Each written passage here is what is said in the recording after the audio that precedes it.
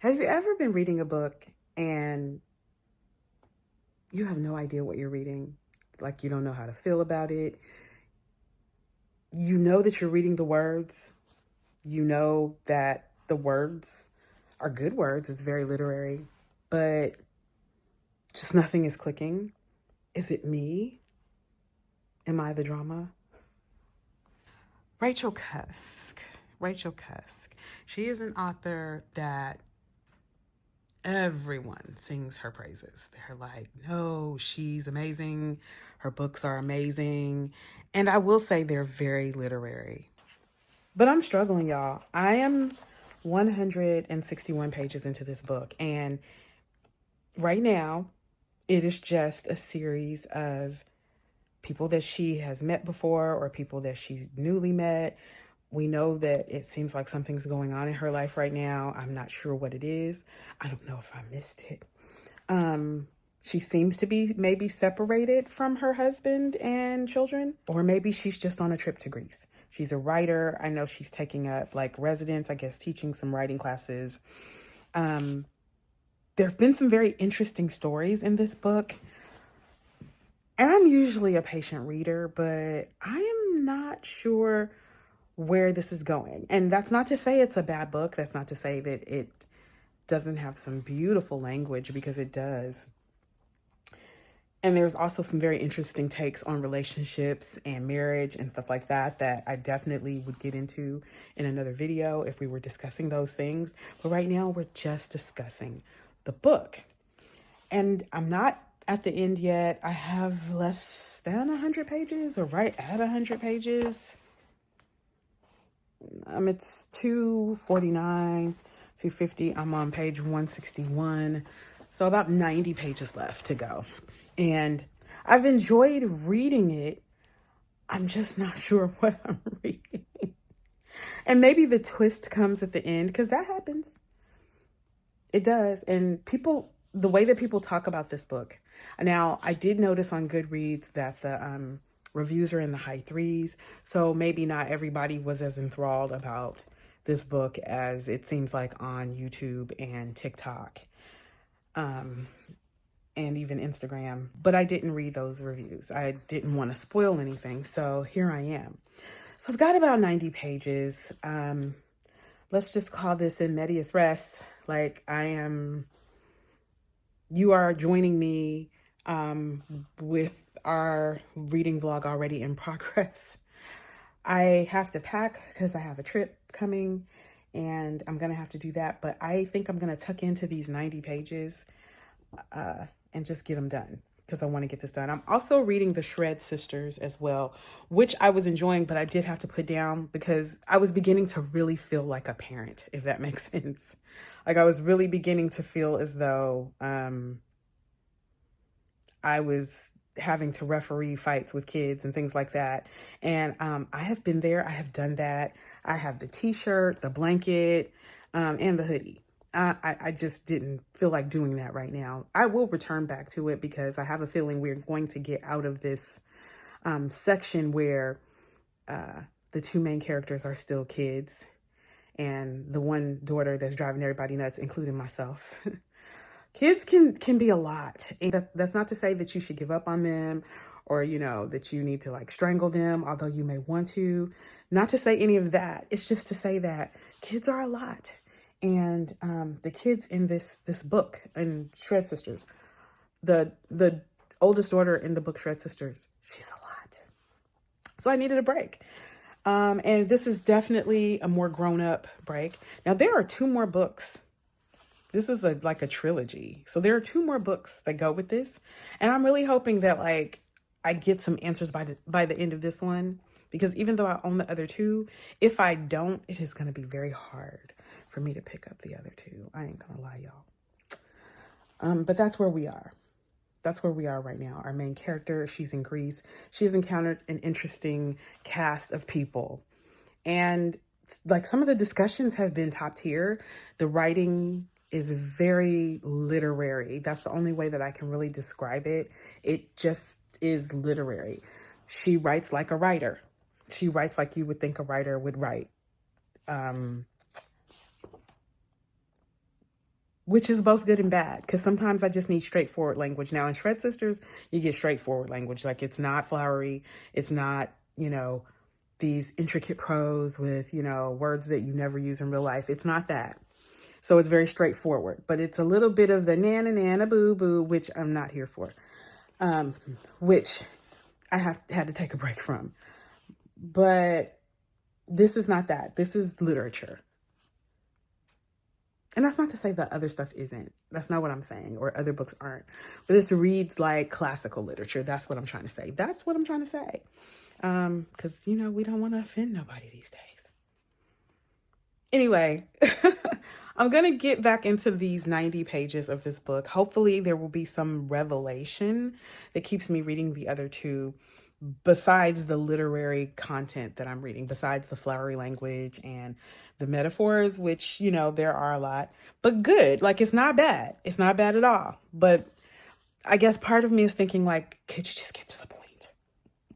And I'm not usually impatient with books like that, but I don't know, maybe if the stories that when she encounters the people, like, some of them are really good, but if they were a little more like riveting, then maybe I would be more invested in, like, in the journey. But right now I just want to, I want to get to my destination. I do. So I have reached page 226, the end of chapter 9 of this book. And I have about 23 pages left before I'm done. I'm still not sure of what I'm supposed to be seeing or what's supposed to be happening in this book. Maybe it will reveal itself in the last 20 plus pages. But I will say that I have reached probably my favorite part of the book. Faye, our narrator, main character, is a writer, and she's teaching a writing class, which I do believe I mentioned. And chapter 9 is the chapter where her students tell their story. She gives them an assignment, and they're supposed to write a story, but include an animal in some way in the story. And the stories were fascinating, and I love the way the chapter ends. Even though I'm not sure I even like this book or that I feel as strongly about it as a lot of people do, I do have a favorite section. I love that now when I read, I can notice the special parts of a book, even though I'm not sure about the book, or even if I don't like the book. I can't really say that I don't like this book. It's definitely a lot of talking and a lot of disparate stories, and I'm just waiting for some culmination, some twist, something. I'm waiting to see what it is that other people have seen, and I haven't seen it yet. But I have come upon what I do believe is my favorite part of the book, a part of the book that just drew me in. And I don't know if reading the rest of the book was worth getting to this part. I don't know yet, honestly, but I'm glad that I did.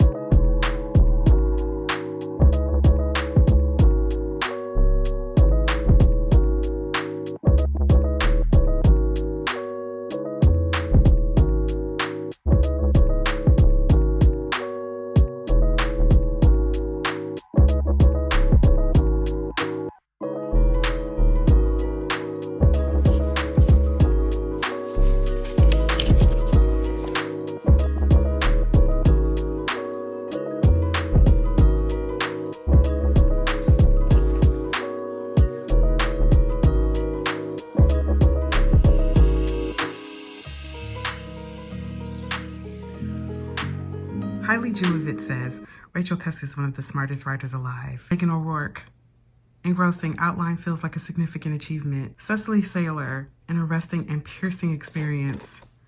Julie Meyerson, outline is a triumph of attitude and daring, a master class in tone. Thing to like about this book is the tone.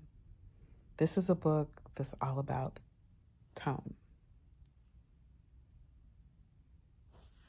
Interesting. I don't know how I feel about this book. I still don't know. I'm searching for words. I'm not sure, you guys.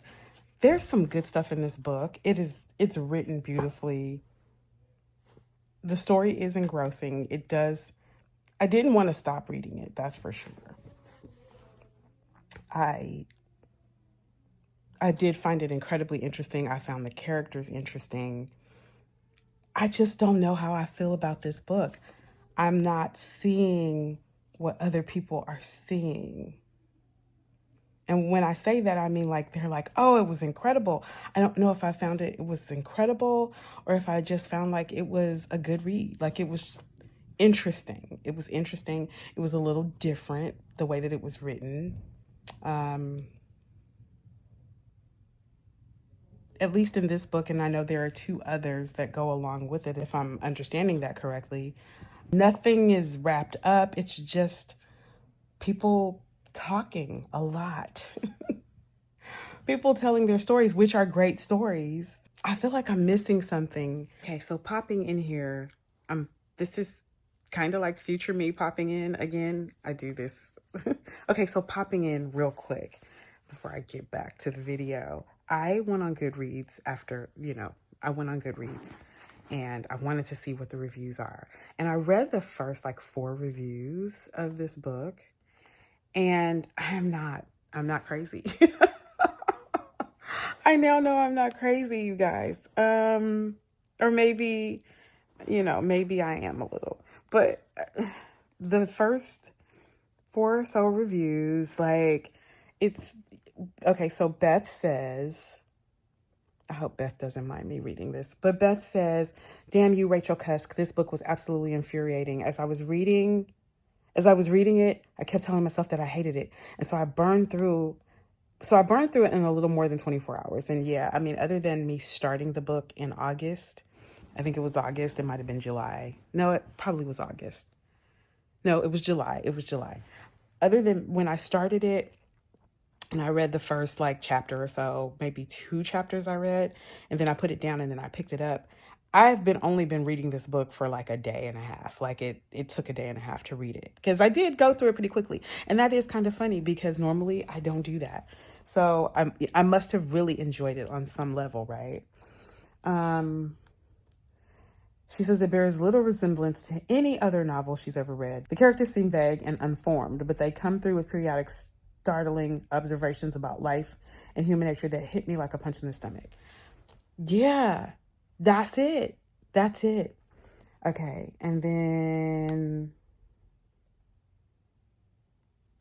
this person wrote this review in 2015, and then someone commented and said in 2023, this is still the most true review of this book. Thank you. Wasn't sure how to describe it, how I felt. Thank you. Another person, like, people have been picking up the book because it's popular on BookTube, Book Talk. Okay. And that's how I'm feeling. She described how I'm feeling. A 3-star review, from 8 years ago. Reading outline is like spying on an author in the process of auditioning characters for a future novel. In other words, it isn't indeed an outline for a work that is still shadowy in the writer's mind. Now that makes sense. Now it outline. Okay. Because it does read like an outline. I think I'm going to have to read this one again or read through it again before I can rate it. Like, I feel like I'm going to need to revisit this one. I don't have a rating for it yet. And also, I probably should just read the other 2 and see if the world comes together. Like, if things become clear and if it all will make sense. That's kind of where I am now. And I was hoping that I would have something profound or really cool to tell you guys, or that I could tell you like, no, there's really good twist at the end. It's a delightful read if you like watching people. It kind of the setting or the way that it would be set, like if it were a movie, I would almost think that it would be a French movie, and you would be watching it and there would be a lot of silence in the movie, but then there would also be a lot of dialogue as well that would come, and then back to silence and a lot of music playing in the background. And of course, you're reading it with subtitles because it's all in French.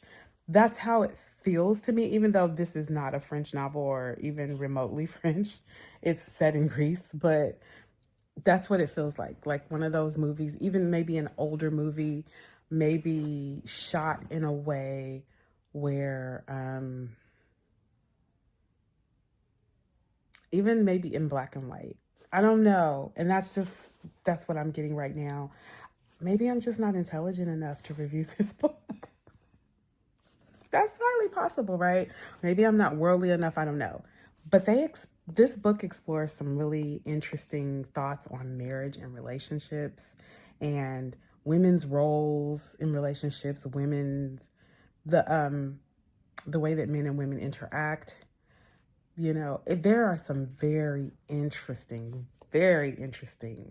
passages. And I think maybe that's what it is that people like about this book, because I too like that about this book. But it's definitely not overly plot driven or really plot driven at all. It's definitely not. It's kind of like you're watching this person who decides to do something different in her life or escape or whatever it is she's trying to do. That's what it seems like. And you're watching her do things she would normally do, like go on a boat with somebody that she doesn't really know. You're watching how people interact with her, but more importantly, how they feel very comfortable telling her these stories. And I could totally relate to that, because that's literally how people are with me. I have people come up to me, random people, just telling me their whole life story. They don't know me from Adam. And she gets that a lot. People are very vulnerable with her and they tell her their story. And maybe that's what this is about. I don't know. I feel like I'm missing something though, and I'm gonna kind of leave it at that. I don't know. Transit is the next book in the series. Oh my God, you guys, I've been getting spam the whole time I've been trying to read this book. That's so annoying. Spam calls, like that's the last thing I need when you're trying to get through a book. I think I'm gonna try to read Transit. I'm gonna start it, at least, read the first couple of pages and see how I get on with it. And then I think Kudos is the second one. Hopefully I don't have those interchanged. But I don't know. If you've read this book, let me know. Tell me what you think. I did not post yesterday for Bookmas Day 11 because I had a spa day. I had a Korean spa day, which is not like any other spa day. And when I came home, I crashed. And I did not have any footage because my life has not been that exciting. So I apologize for not posting for Bookmas Day 12. Today is for Bookmas Day 11. Is that right? What is today? Yeah, today is Bookmas Day 12. And so, yeah, I didn't post for Bookmas Day 11 if I didn't mention that, but I am posting for Bookmas Day 12. And today it's just all about this book. That's what we have here. All about this book. I need to pack for this trip, so I'm going to love you and leave you here. And I may film some of my packing just because that's what I'm doing. And you'll need a Bookmas vlog for tomorrow.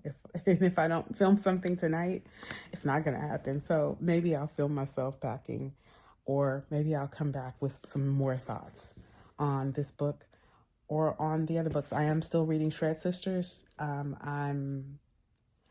I'm about a quarter of the way through that. I may end up finishing that pretty soon too. So I now have 26 books for 2024 too. So I have now exceeded my book goal. I feel really good about that.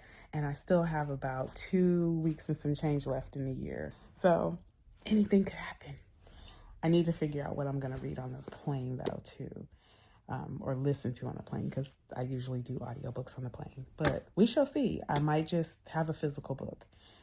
Depending on how I pack.